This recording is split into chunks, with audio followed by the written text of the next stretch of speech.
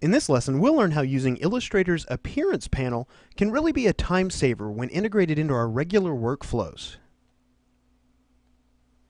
Alright, so before we get into the Appearance panel, let's talk a little bit about what is an appearance attribute. Well, several things can be an appearance attribute, but ultimately, an appearance attribute is anything that protects the original structure of an object in Illustrator.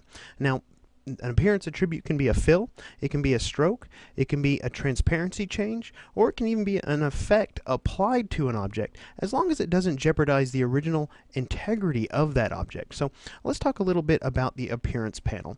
The appearance panel is really your gateway to managing appearance attributes for all of the objects in your artboard. So let's go ahead and open that up here. It's under our window drop-down menu, and we'll go to Appearance.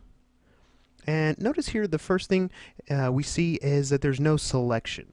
That's because I don't have anything on my artboard selected. And we have here a stroke and a fill below that, and each one of them has an opacity adjustment here, as well as a third opacity adjustment. We'll talk about that more in just a moment, but let's talk about what these little blue words are. Now, one of the beautiful things about the appearance panel is that we can avoid coming over to some of our other panels, like the stroke panel or the swatch panel, or even the transparency panel, just by clicking on some of these blue links here. So if we wanted to add a stroke to this to an object we have selected, we could click that blue word stroke, and we could access our stroke panel right here from the appearance panel.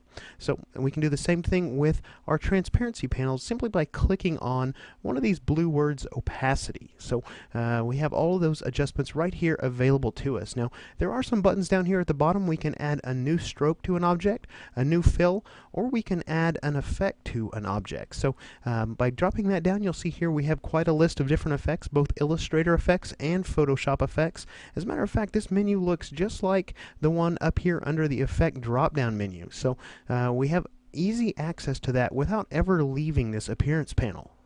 So I tell you what, let's just go ahead and jump in here and start working on some of this artwork. Now I have here sort of a mock-up of a web design here, and we've got this main window area that's got a product, it's going to have a product photo in it, and maybe this is going to be a cycling area that has 5 different products that cycle throughout this live product area. So let's just zoom down here. We've got some little thumbnails to indicate maybe which of the 5 products you're currently viewing, and maybe we want to make these pop out just a little bit more by using some strokes. So tell you what, let's go ahead and select this bright orange color here, and let's not go into isolation mode, but let's go ahead and select this bright orange color here, and notice that our fill color is that same bright orange color. Now I mentioned we want to apply a stroke to that, so let's just zoom in a little tighter on that, and let's go ahead and click on the stroke right here at the top of the appearance panel, and notice by selecting that stroke we can now come over here and drop down 2 little menus, one for the swatch panel here.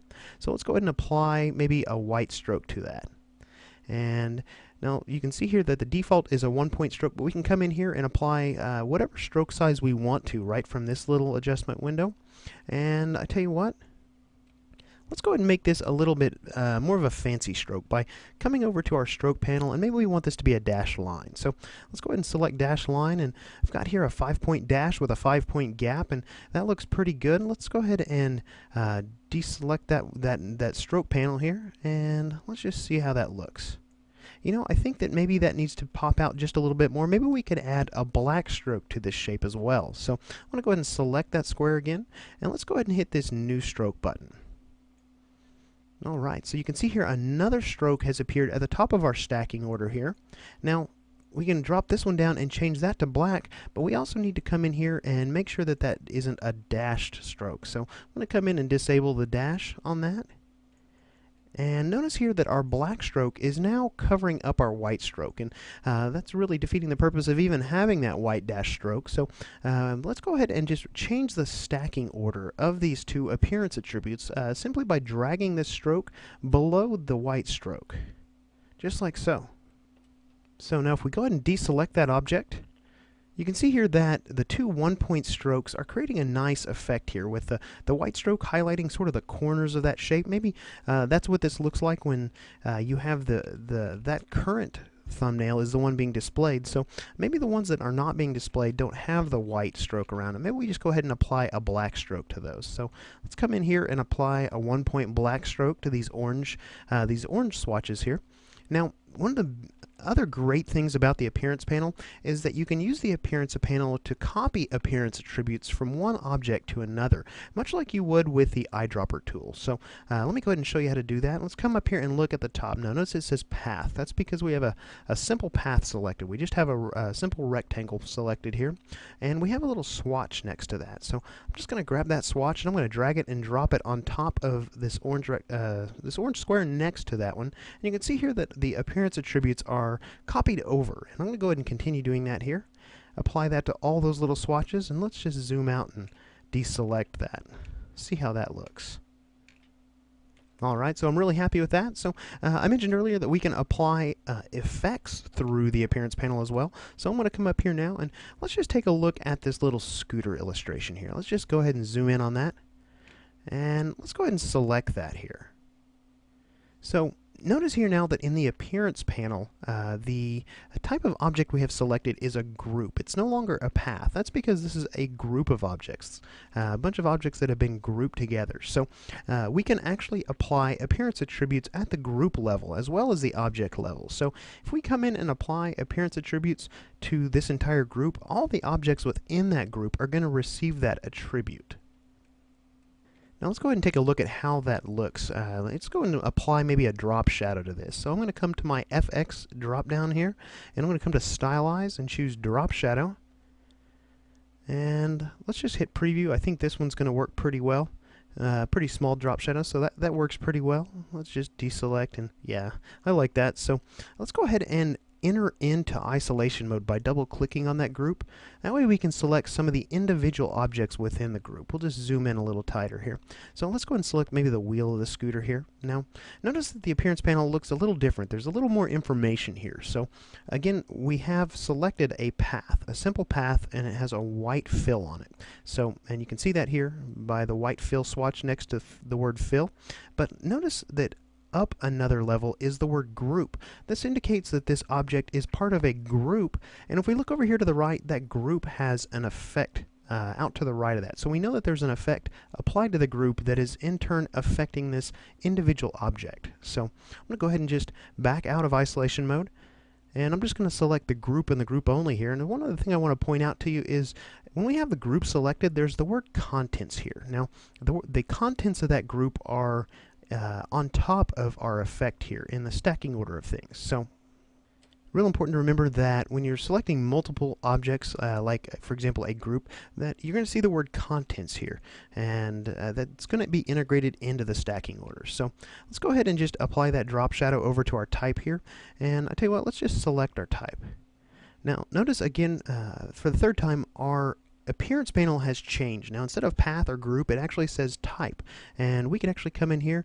Let's go ahead and notice that there's a layer here for characters. We can actually double click on that layer, and notice it's going to highlight all of our layers here, so we're free to type and change the text however we need to. Now again, notice there's a white fill on those letters, but they're part of another sort of a group. Actually, they're part of this type group, and it has an effect applied at that level. So again here, the appearance panel is changing based on what we have selected and how we have it selected here. Now there's just one other thing that I want to show you about the appearance panel, and that's another way that we can select objects. Now we've selected individual objects, we've selected type, we've selected groups of objects. Let's go ahead and select an entire layer of objects here, just using our layer panel. So let me collapse that down, and now we've got this area here that is the featured product area, and I've got a layer for that here, so let's go ahead and select that. I'm going to click on this little circle out to the right of that, and if I do that, it's going to select everything on that layer. But check out my appearance panel. We've got another change in what's selected here. Now it says layer. So, and again we have that familiar contents sublayer here, so we can actually apply appearance attributes at the layer level as well. Now this is going to work very similar to the group, applying appearance attributes at the group level. If we applied maybe say a fill to this entire layer, let's make it a white fill, and let's drop the opacity on that by selecting that. Maybe we drop it to around 75%.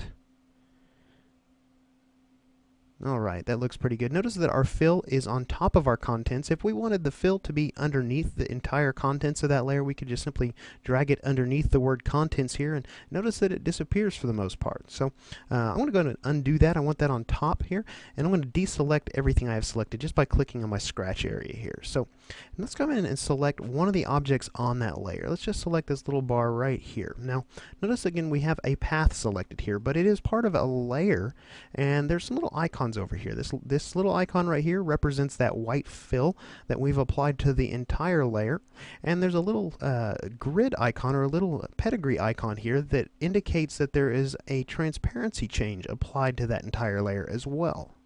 So you can see here that the appearance panel is really a very versatile tool that's going to allow you to make just a wide variety of appearance attribute changes to virtually any object on your artboard here. So in this lesson we have explored the appearance panel. In the next lesson we're going to learn how we can make sure artwork is exactly where we want it using smart guides.